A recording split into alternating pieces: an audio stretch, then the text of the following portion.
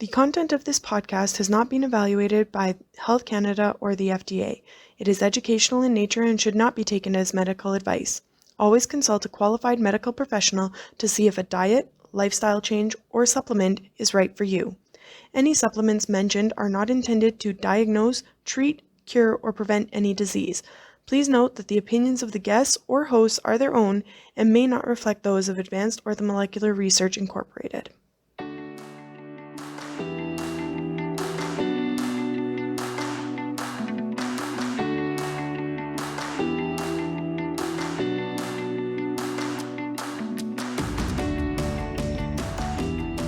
Welcome to Supplementing Health, a podcast presented by Advanced Orthomolecular Research. We are all about applying evidence-based and effective dietary, lifestyle, and natural health product strategies for your optimal health. In each episode, we will feature very engaging clinicians and experts from the world of functional and naturopathic medicine to help achieve our mission to empower people to live their best lives naturally. Hello, and thank you for tuning in to Supplementing Health. Today we are joined by Jenna Hope to discuss nutritional needs for men at different stages of life. She is a registered nutrition consultant who works closely with individuals to help them implement smarter strategies for their nutrition. Welcome, Jenna. Thanks for joining me today. Thank you so much for having me. So before we dive into today's topic, I'd love to get to know you a little bit better. And I was wondering, what made you want to become a nutrition consultant in the first place? So I grew up in a really healthy house, and I really wasn't into nutrition at the time. I despised it a little bit, and all I wanted was the unhealthy food. And then when I got to around the age of 16, I noticed that my skin wasn't great, my energy wasn't great. And I remember having a conversation with a family member, and they said, you know what?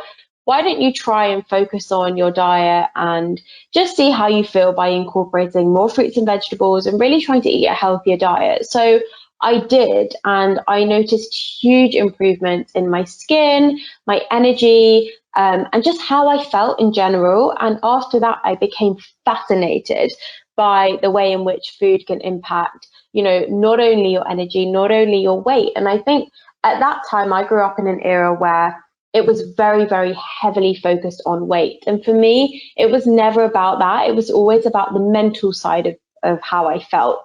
And as a result, I became really interested in food and how food can have an impact on how you feel mentally. So I went to study, and then the rest, as they say, is history. So one of the things that you provide within your clinic or your practice are wellness programs that help people learn how to support their overall well-being with nutrition. And some of those things that might be addressed are things like mental health, like you mentioned, or stress management, sleep, productivity. So what sorts of things would someone expect if they were to enroll in one of your programs? So I work on a really personalized basis. I think that when it comes to health, there really is no one size fits all. And I think that's such an important message. We often hear about certain diets that work for individuals' friends or neighbors or people that they see on the internet. And the truth is that we all have such different lifestyles and such different requirements as well, that really it's about looking at the individual and saying, okay, what can work for you? How can we look at your diet, look at your lifestyle, and make small changes that will have a really big impact? So I'm really passionate that, nutrition and health shouldn't take over your life. You have to think about health as a 360-degree approach. And by that, I mean, we need to think about the physical side of health, of course. We need to think about the mental side of health. And we also need to think about the social elements of health. And so if that means enjoying a glass of wine or a slice of chocolate cake every now and again, because that's good for our social and our mental well-being, then so be it. But equally, for the most part, can we focus on having a nutrient-dense diet? And so really the truth is that program will look really different to everyone individually. Potentially we'll be looking at energy for some people, we'll be looking at how to support their sleep for other people, we'll be looking at stress management or improving an individual's relationship with food for somebody else. So it really is looking at nutrition, health and wellness on a personalized approach. And so, what are some of the most common concerns that you see and deal with in your practice? So that's a great question. Often I deal with people who are experiencing low energy, high levels of stress, and looking at how we can utilize nutrition to support productivity. So I work with really busy people who simply, don't have time to stand there chopping vegetables every day in, day out. So really it's about making nutrition and healthy eating as easy as possible for those people, and ensuring that their diet can support their energy requirements to see them through their busy day. That's sort of the number one focus that I have. And alongside that, that often requires looking at things like stress management and sleep as well. But also, things like gut health. How can we improve gut health? Because we know that gut health has a really big impact on energy and the way in which we absorb our nutrients as well. So that's a big one. And for some people, it's just about putting them on the right track. So often people don't really know where to start, and they say, I'm just not feeling my best. I'm not feeling optimal. Where can I start and what can I do? How can I change my diet? And then, of course, there's the weight side of things as well. So people who come to me for weight loss, which again, I very much promote healthy, sustainable weight loss. And I think that there are so many quick fixes out there, right? If you type into how to lose weight fast on Google, you will come up with hundreds and hundreds of solutions, but they're not sustainable. And so it's about how we can make sure that that weight loss is sustainable, but also enjoyable, because equally, if it's not enjoyable, then it's not going to be sustainable in the long term. And do you find there's gender differences, like certain deficiencies that are more common for men, say, over women, or vice versa? Definitely. So I think when it comes to women, there's the obvious ones like iron, for example. Protein is, for some women, they find it quite hard, especially those people following a vegan diet. Vitamin B12. For men, vitamin D is particularly important as well. And also, I think for men, the biggest struggle is almost the social side of eating. So one of the things that I find with my male clients is that there's a lot of peer pressure to, go to the pub, enjoy a beer, have the snacks that go with it, have desserts. Whereas for women, if they say they're on a diet or they're trying to eat healthier, it's a little bit more socially acceptable. So I think for men, that's a really common issue. And the other thing that men tend to struggle with is, as they get older, the amount of food that they require generally decreases. Their metabolism slows down, and they're used to eating, what they ate in their 20s or their teenage years, where they could eat whatever they want and be whatever size they were. Whereas as they get older, they notice that actually they're much more likely to gain weight despite the fact that they're following the same diet. So they do need to be a little bit more aware of that. And that is something that I do find with men. But at the same time, when men, in general, this is a sweeping statement, of course, but I find that when men commit to making change, they're much more likely to stick at it than women are, which I think is really interesting as well. That is super interesting. And I was kind of thinking, when you were saying about them having to adjust their eating habits, we all kind of expect it when it comes to like the beer and pizza type diet, that they would eventually have to switch to a more nutrient rich diet. But for people that have always kind of been somewhat aware of their nutrition and eating healthy, but not necessarily counting calories, how do you help them adjust from still a nutrient rich diet, but one where they were, say, taking in 3,500 calories, down to one where they take in, let's say, 2,000, just using arbitrary numbers here? Yeah, absolutely. So I think when it's, when we're looking at working with men in that sense, really it's about educating them on portion size and educating them around general foods that contain more calories versus foods that contain less calories. Now, I'm not an advocate for calorie counting per se, but of course we need to be aware of it roughly. So we need to be able to know roughly what we're consuming in our diet without having to weigh everything day in, day out. So I really try to hammer home the importance of filling up your plate with vegetables and lots of beans and pulses, whole grains, the foods that are really going to help to keep them fuller for longer, but equally not feeling like they're sitting down to a small plate of food where they really feel like they're on a diet. So it's about providing sort of lower calorie foods at higher volumes, and that is the way in which I found men are most successful, as you say, when they need to reduce their energy intake without making it completely sort of override their whole lifestyle, making sure they have to weigh everything, because that's not sustainable and it's definitely not enjoyable.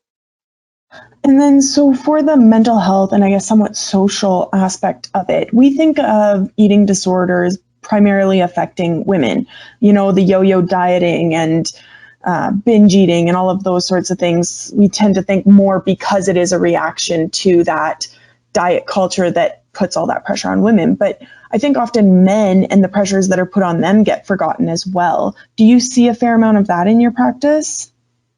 Oh, absolutely. And I think the fact that you mentioned sort of the binge eating or the overeating or comfort eating is really, really important and interesting. So I have had many male clients who have grown up in not food poverty per se, but in an environment where food access is scarce, or they don't know exactly when the next meal is coming. And as they've grown up and they have earned their own money and found that they can afford their own food whenever they want it, they almost have this mindset back from their childhood that they don't know when that next meal is going to come. So they feel as though they need to overeat all the time just to make sure that they're not going to be hungry, or to prove to themselves that actually they now can afford the food and therefore they don't need to worry. But it's like a proof. It's like they're almost showing themselves what they've achieved in life, which I think is really interesting. So I definitely do see a side of overeating in men. And also I see a link between stress and food intake in men as well. And we often think about emotional eating in terms of females, as you say, but it is really prevalent. And because men don't talk about it so much, it's often assumed that it's not there, but it very much is there. And it's definitely something that needs to be addressed and spoken about far more. So what are some of the strategies you would give clients then in those sorts of situations where they are maybe overeating or taking in these different foods that aren't helping their long-term goals, to help them start moving in the right direction? So it really depends on why my client is eating. So say for example, if we take the first example, as I said earlier, about the client who potentially didn't have a lot of access to food, or food was scarce when they were younger. It's actually about taking them back to that childhood and dissecting where that comes from. And sometimes just talking about that and putting that association together really helps them to understand. So often people don't link those two factors. So it can help them understand, oh, actually, you know what? I am more aware of why I'm eating this way. And I can remind myself that I can buy my next meal and I don't need to overeat now in order to prove that to myself. So that's one strategy. Another strategy is actually encouraging clients to leave food on their plate so that they feel as though they don't have to consume everything. And when they become more comfortable with leaving food on their plate, that can in turn help them to reduce the overeating. Additionally, in terms of clients who are dealing with stress and emotional eating, what we tend to do is help them find other ways to deal with that stress. So essentially, one of the reasons why people stress eat is because in that moment of eating when they're stressed, they're dampening down the secretion of the stress hormone cortisol. So they're actually not feeling physiologically stressed whilst they're eating, which is why people tend to find that if they stress eat, they feel better. As soon as they stop, they think, oh, I must eat something else, which is where the overeating comes into play. So what we tend to do is say, okay, let's create a list of things that you can do as an outlet for stress to deal with that stress so you don't feel like you have to turn to food. So that might be having a bath in the evenings, it might be sitting down with a cup of tea, it might be doing something like a headspace app or some meditation, It might be doing yoga or Pilates or going for a walk. You know, everyone has their own stress outlet. It might be doing something creative. And that can be a really powerful tool to help break that cycle of stress and emotion leading to eating. We also use another tactic, and it's called the cravings card. And essentially, it's a list of questions which sort of stops you in your tracks. And they go along the lines of things like, am I feeling particularly emotional? Why am I feeling emotional? Is there something I haven't said to someone? So am I suppressing my emotions? For women, for example, am I due on? Is that one of the reasons why I'm feeling stressed and why I want to eat? Have I exercised and therefore that's driving up my appetite? Have I skipped meals? Is my blood sugar levels low? And essentially what that does is it helps you to understand where this motivation to eat is coming from. So you can say, oh, actually, you know what? I am suppressing my emotions. Maybe I should release them in another way. Maybe I should journal. Maybe I should talk to someone. And that can help to release those emotions so that you're not finding that you're turning to food. So there's some of the strategies that we use. Very cool. So speaking of stress and cravings, on a physiological level, we know that the imbalance of hormones or the hormonal triggers that come with stress can often be part of what leads to those different cravings that people experience. And on previous Supplementing Health episodes, we have discussed how certain foods or nutrients can impact hormone production for women specifically. Similarly, are there nutrients or foods that you would recommend specifically for men to help them balance those like more male hormone portfolio? Yeah, definitely. So I think firstly, if we take macronutrients as a whole and we focus on, you know, where our food is coming from, we really want to make sure that our blood sugar levels are balanced. That's sort of fundamental to managing those cravings. So we want to focus on protein-rich foods, complex carbohydrates, and fiber, because essentially that's going to help to ensure that our blood sugar levels are more balanced. When we eat foods that are particularly high in sugar, our blood sugar levels increase, and as quickly as they increase, they decrease. And when they fall, at that point, we're more likely to experience those cravings. We're likely to experience things like irritability, low mood, tiredness, and fatigue.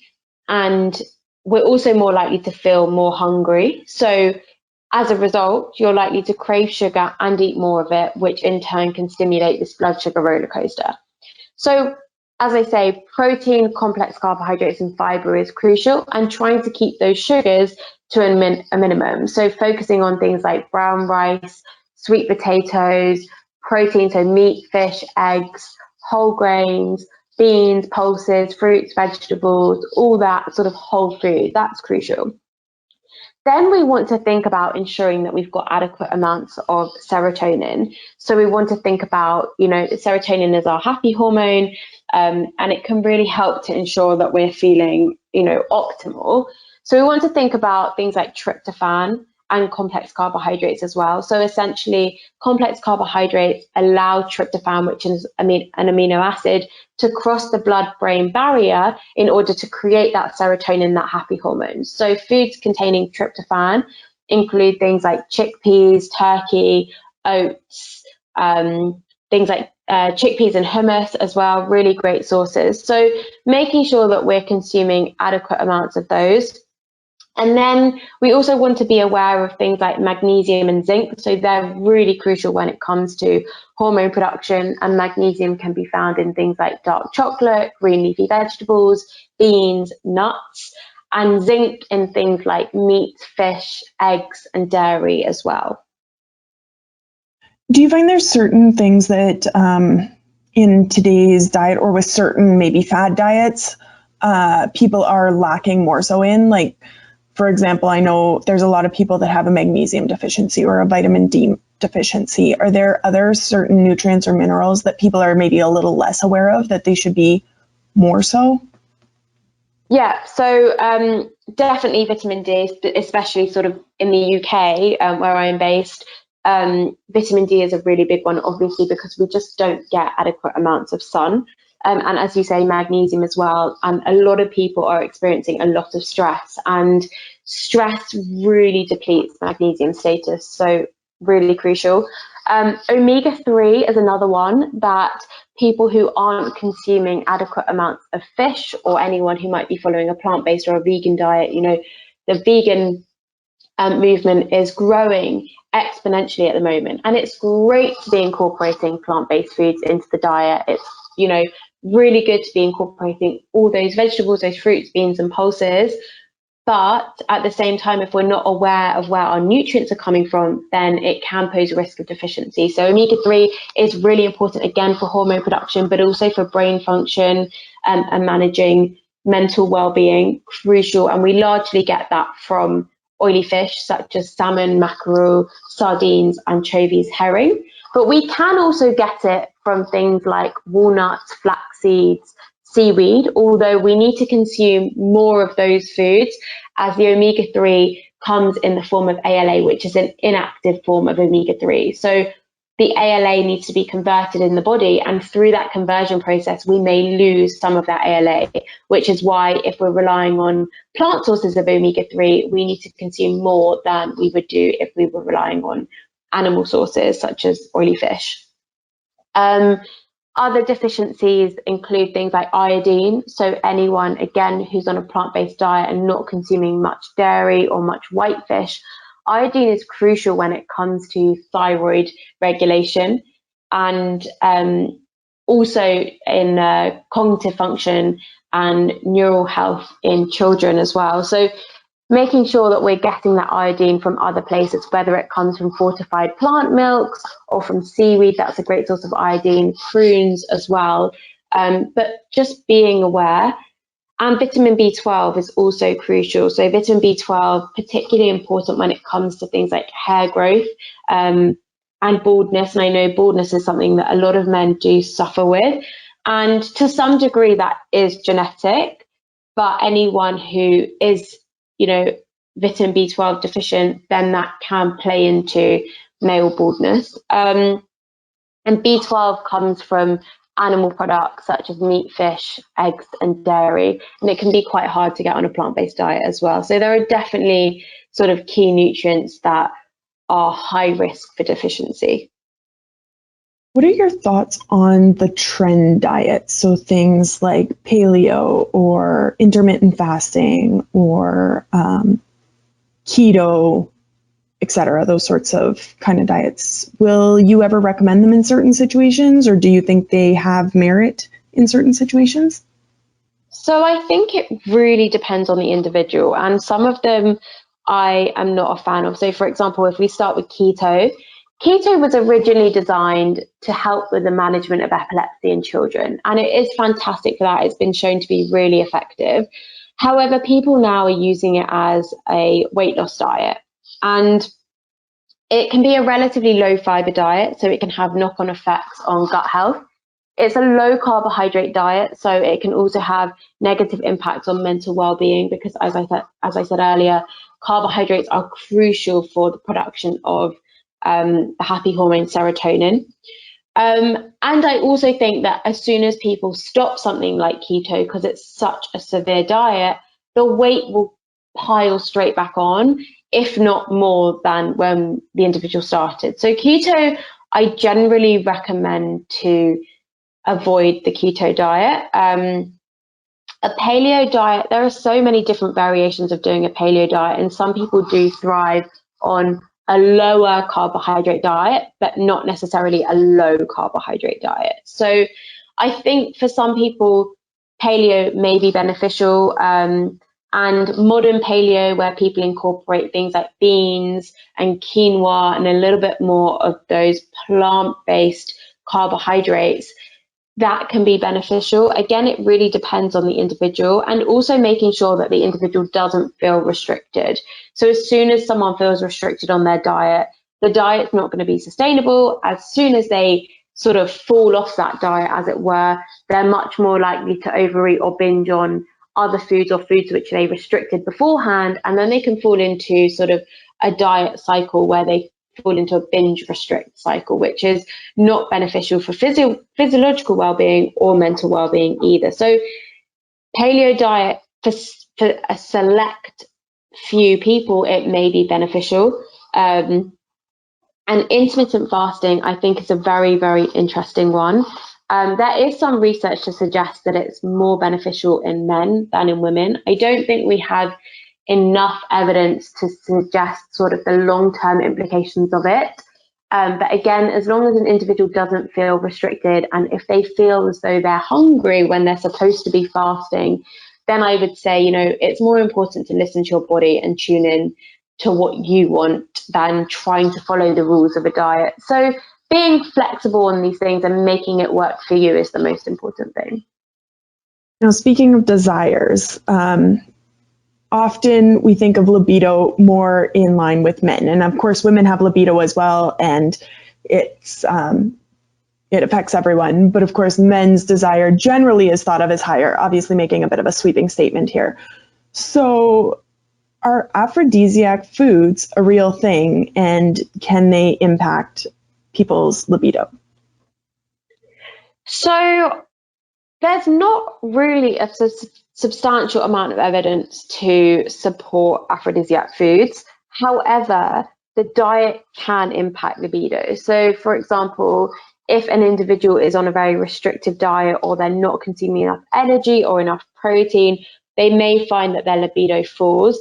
Equally, a diet that's very high in refined sugar may also cause a drop in libido, or may impact mental well-being, which in turn can impact libido. We also know that stress, as I said earlier, that really contributes to depleting magnesium and other micronutrients, which in turn can reduce the availability of micronutrients to support libido. So your diet can definitely play a role. Alcohol as well, in the long term, can have a negative impact on libido. So yes, your diet can play a role, but unfortunately, I don't think specific foods, if you eat those, your libido is going to sort of skyrocket. I think that's a little bit of a fad that's out there. So just eating those oysters isn't making tonight a fun night. Unfortunately not. But I think one of the things, or one of the contributors to that, is often the environment in which those foods are consumed in. And if people think that they're aphrodisiacs, then, that can also contribute to how they may feel and their libido. Fair. Okay, so we're coming close to time. So I was just curious, what if you could pick kind of 3 main things that every man could do to start improving their nutrition?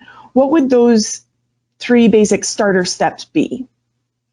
So the first one I would say is try to incorporate a source of multiple sources of antioxidants in the diet. Now, antioxidants are crucial for helping to reduce free radicals, and free radicals are produced naturally through things like stress, smoking, alcohol, but also through things like digestion and exercise. And essentially, high levels of free radicals can contribute to cell damage and cell death. So we do need to make sure that we are trying to reduce those where possible. And you can do that through things like fruits, vegetables, dark chocolate. Manuka honey is also really rich in antioxidants. And there's actually, I really love the True Honey Co. Manuka honey, which is, it's a New Zealand company, and they've got an MGO of 1900 plus, which is incredibly high, and essentially means that it's got high antibacterial properties, and you can stir that into cold water. So really just trying to incorporate lots of antioxidants into the diet is essential. I would secondly say try to focus on reducing alcohol consumption. Now, we know that alcohol can have an impact not only on general well-being or weight status, but also on dietary choices. So if you're drinking a lot of alcohol, it can actually make it harder to make healthier dietary choices. So generally, try to stick to at least 3 to 4 alcohol-free days per week. I'm of course not suggesting that men never have a drink again, but really trying to limit it and being aware of not drinking more than around 14 units of alcohol per week. And then finally, I would say focus on what you can add into the diet. So add in lots of plant foods. There's sort of a common stereotype that men enjoy eating more meat and meat-based dishes. And whilst there's nothing wrong with that in moderation, we do want to focus on increasing plants as they're rich in fiber, which is really important for supporting a healthy gut. And they're also rich in plant chemicals, so things like phytochemicals, polyphenols, which are really beneficial for our brain function. They're a source of antioxidants, and they really help to support gut health as well. So focus on adding more plants into your diet, and that's just a great place to start. Wonderful. Well, thank you so much for sharing so many of your insights. I know your website, jennahopenutrition.com, has a lot of additional information as well that people can go and read all of your blogs and get recipes and whatnot. Is that the best way for them to get a hold of you as well if they wanted to work with you, or is there other avenues that you would suggest? Absolutely. So always feel free to contact me via my website. I'm also on Instagram at Jenna Hope Nutrition as well, where I share lots of tips, tricks, and recipes all about nutrition and healthy food. So I would love anyone to come and join me over there as well. Perfect. Well, thank you again so much for joining me today. Thank you so much for having me. I've loved chatting with you.